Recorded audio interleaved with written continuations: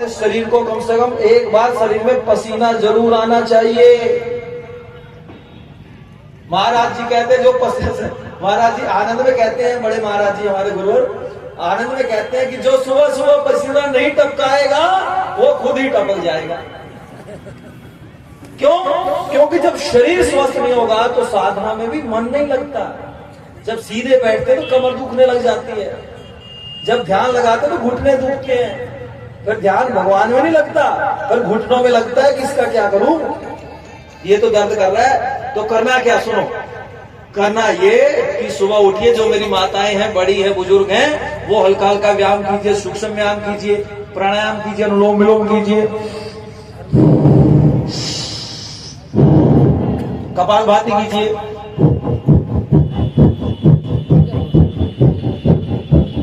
भ्रामरी कीजिए, ओंकार ध्यान कीजिए,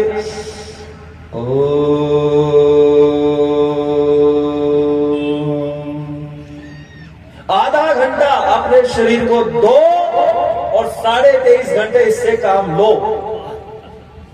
भगवान का भजन करो, संतों की सेवा करो, जो अच्छे काम करते उनका सहयोग करो, अपनी दुकानदारी, खेती बाड़ी, बिजनेस, व्यापार, उसमें पूरी ताकत लगाकर 8 से 10 घंटा मेहनत करो और घर परिवार जितना में चल जाए उतना अपने पास रखो और बाकी इन संतों के चरणों में दे दो ताकि ये पुण्य का काम दुनिया तक पहुंच जाए। ये है काम करते।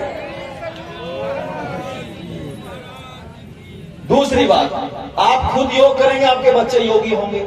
अपने बच्चों को 5 बजे से पहले उठाओ,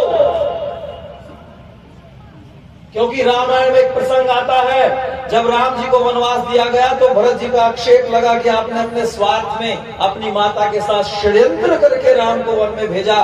तो भरत जी वहां पर एक बात कहते हैं कि यदि ऐसा द्रोह मैंने अपने भाई के साथ किया हो तो मुझे वो पाप लगे जो सूर्य की तरफ अभिमुख होके मलमूत्र त्याग करने वाले को लगता है, मुझे वो पाप लगे जो गऊ को पैर के से छूने वाले को लगता है, और मुझे वो पाप लगे जो सूर्य उदय होने के बाद सोने वाले को लगता है।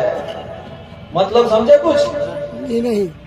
मतलब ये है कि जो सूर्य उदय के बाद भी सोते हैं वो पापी होते हैं। इसलिए मेरी माताओं, बहनों, बड़े बुजुर्गों, खुद भी पापी नहीं होना, अपने बच्चों को पापी मत बनाना।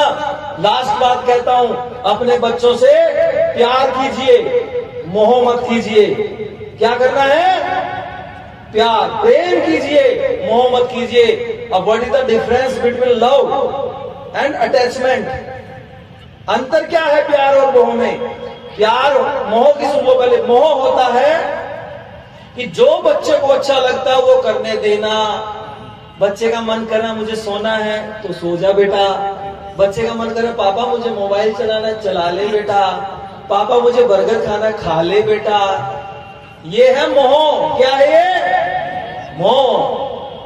मोह का मतलब है जो बच्चे को अच्छा लगता है वो बच्चे को करने देना, और प्यार का मतलब है जो बच्चे के लिए अच्छा है वो बच्चे से करवाए। बच्चे का मन नहीं है सुबह उठने का, फिर भी उठाइए। बच्चे का मन नहीं है योग करने का, फिर भी करवाइए। बच्चे का मन नहीं है पढ़ने का, फिर भी पढ़ाइए। बच्चे का मन नहीं है सत्संग सुनने का, फिर भी सुनाइए। क्यों? क्योंकि आज यदि बच्चे को आप योग कराओगे, सत्संग सुनाओगे, ध्यान करवाओगे, भजन कीर्तन करवाओगे, संतों के चरणों में लेकर आओगे तो आने वाले समय में वो खुद भी सुखी रहेगा और तुम्हें भी सुखी रखेगा।